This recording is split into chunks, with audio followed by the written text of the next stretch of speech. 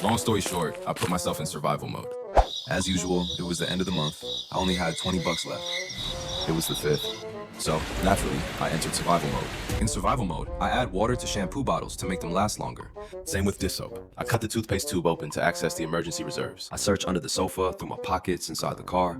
I call people who owe me money. They stop picking up. People I owe money call me. I stop picking up. I convince myself I have at least 100 bucks in loose change. It adds up to 4. I learned to invent recipes from leftovers. Spaghetti, half a can of tuna, and some ketchup. I take 10 grams of spaghetti. Then, I add 15 grams of leftover rice. I break the tuna into very small pieces. You don't want to actually finish the tuna today.